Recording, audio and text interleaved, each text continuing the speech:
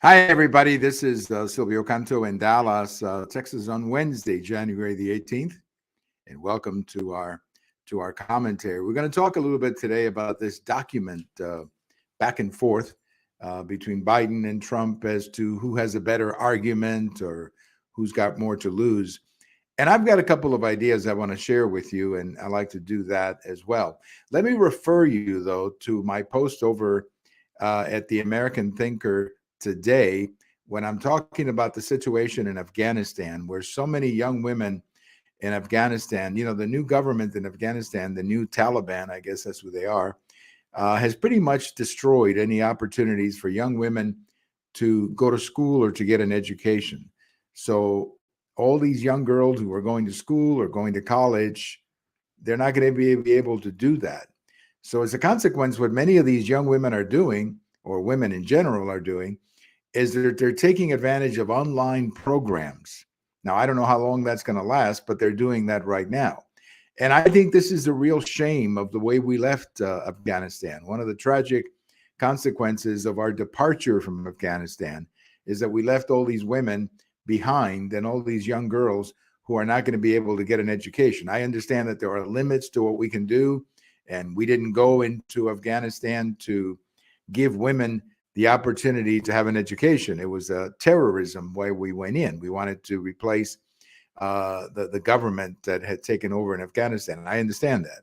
But one of the good consequences of being in Afghanistan was that women were able to get an education and get college degrees and so on, and that's over now. We're not going to go back, obviously, but we should be able to put a lot of pressure on that government in Afghanistan so that they let women get an education, they let women go to college. I think it's horrendous what is happening in Afghanistan. So check out my post over at the American Thinker Wednesday morning. Let me begin, though, with a quick story that has been in the news here in the last 24 hours, and that is a movement to impeach Secretary of Homeland Security Mayorkas. Now, look, I don't like Mayorkas. I think he's done a terrible job, an absolutely horrible job as the head of Homeland Security on the border.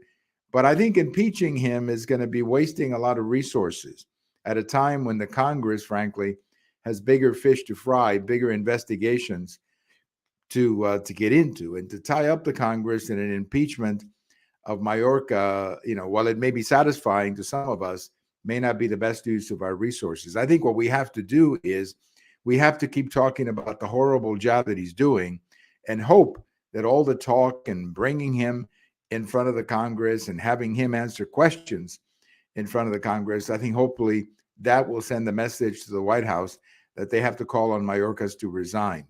Mayorkas has done a terrible job. Mayorkas has been actually damaging, if you want to look at it that way, damaging the Biden presidency with what he's doing on the border. So why they keep this guy is beyond me.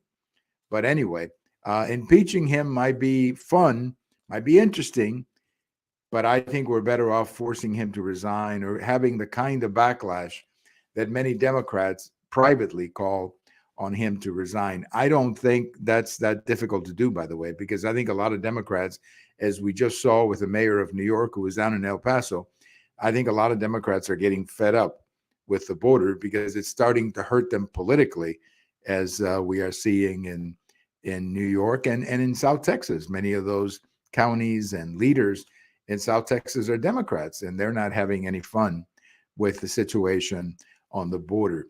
Let's talk a little bit about the situation of the documents. I've heard a lot of comparisons about the documents and, who is better off than the other. Some people say, well, Trump had 300 documents and Biden only had 30. Well, first of all, we don't really know that, to be honest with you. We don't know how many documents Biden had because they keep reappearing. We don't know if there may be others. But assuming that's the correct, that one had 300, one had 30, that's completely irrelevant unless you get into a courtroom where they start arguing technicalities. This issue of the documents is not going to be settled in a courtroom. It's going to be settled in the court of public opinion, because that's where it's going to be settled. And it's going to be settled with public opinion.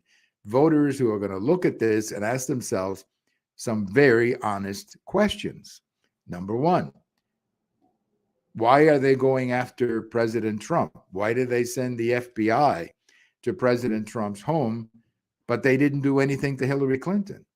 You know, Hillary Clinton, for those of you who remember, had a private server, was using an email, admitted to having destroyed emails, and nothing happened to her. Absolutely nothing happened to her. Look at President Biden. Those files, they keep saying it's only 30 files. Well, it doesn't matter how many files there are. It could be 30, it could be 5, it could be 10, it could be 200. It doesn't matter how many files they are. He was not supposed to have them. And here's the difference. In the case of Trump, this office of the archives, they were talking to Trump and going after Trump and investigating Trump. And in the case of Biden, those documents, apparently the archives either didn't know they were there, did not inquire where they were. I mean, did the archives go to President Obama and say, Mr. Obama, you're the president, or you were the president. These documents from your presidency are missing. Do you know where they are? Could you give us some help? Because we have to find these documents. I mean, the only reason that we found the documents at Biden's home or his office is because somebody found him, not because they wanted to release him or anything like that. I mean, nobody knew where these documents were. So I don't think it really matters that much, frankly, one case versus another. I know some people are trying to compare the two and saying, well, this one is worse than that one. I don't really believe that. I think they're both bad. And if this ever gets into a courtroom, I don't think neither one of them is going to be found guilty. So as I said before, the real court of opinion here, is going to be the court of public opinion, where the voters are going to look at this and say, we don't like the double standard. We don't like the way this guy was treated. You know, they sent the FBI to Trump's home. They haven't sent the FBI to Biden's home. Why not? I mean, when you knew that there were documents in that house, why didn't you send the FBI in there to secure the documents the same way you did with President Trump? What about Hillary Clinton? Did anybody ever send the FBI to her home to pick up her server? No, nothing like that ever happened. So this is why I think the court of public opinion is what really matters. And right now, I don't think the court of public opinion is very happy with the way justice is being practiced in the United States. I think that there's a lot of people out there in that court of public opinion who agree with me that if you are a Republican, you're going to be treated one way. And if you're a Democrat, you're going to be treated the other way. And that's bad.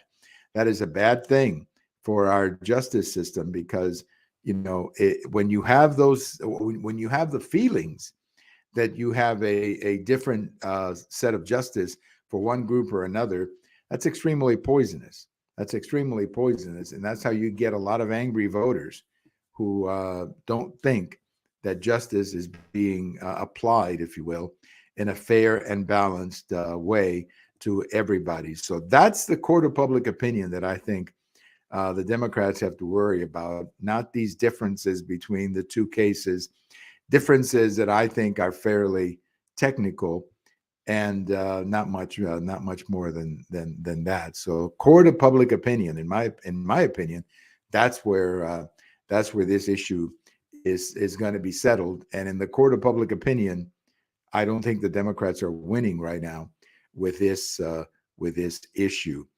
Interesting little story out of Wyoming. I found this to be fascinating.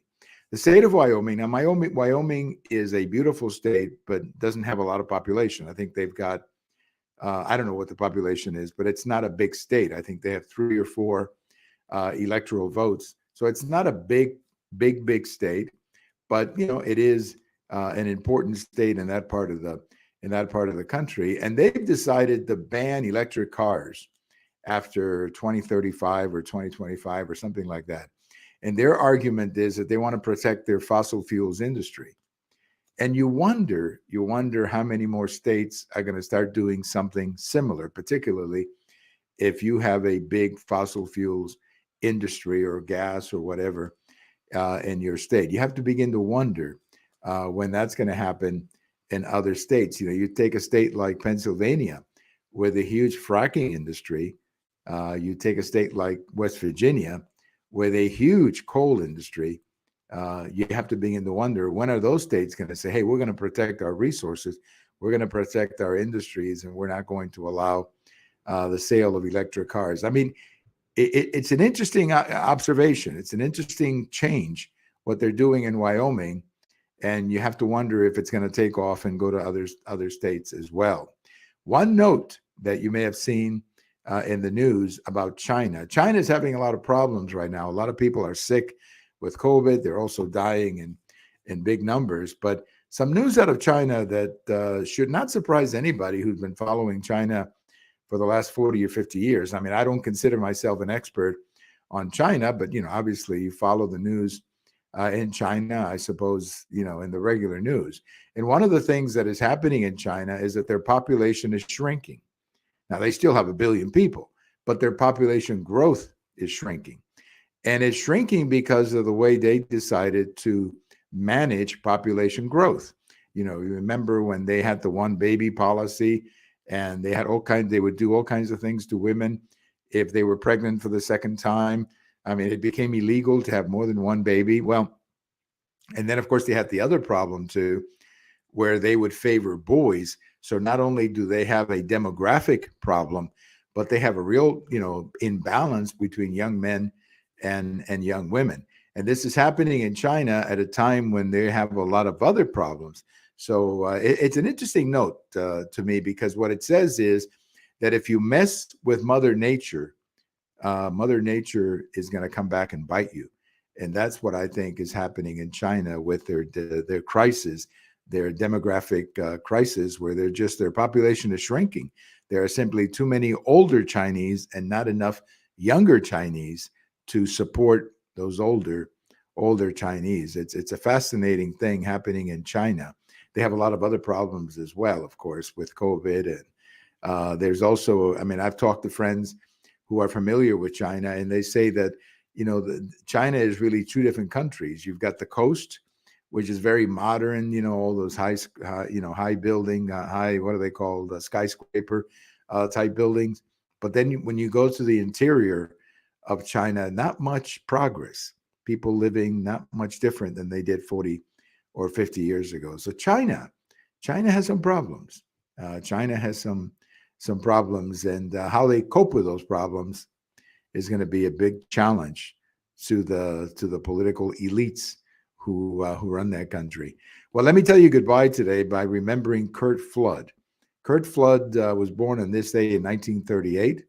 He passed away in 1997. He was a pretty good Major League Baseball player, but we don't really remember him for what he did on the baseball field. We remember him because he was the first player who objected to the way that the owners managed the players, and he wanted to become a free agent, and the owners wouldn't let him.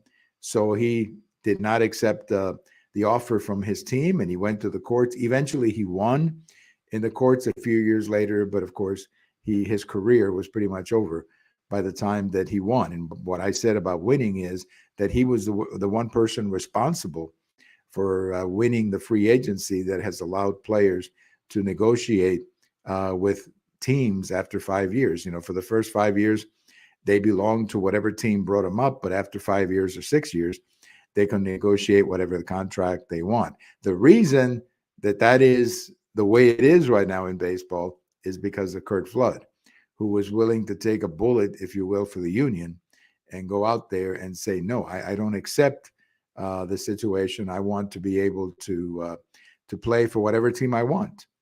And it was his decision to do that made it possible for all these other players today to negotiate millions of dollars in contracts. Now, Curt Flood never made that kind of money, but he was the one who made it possible by standing up to the owners. So we remember Curt Flood, again, a pretty good baseball player, but we don't really remember him for that reason. Thank you for watching. Thank you for listening. This is Silvio Canto in Dallas, and we will talk to you later. Bye-bye, everybody.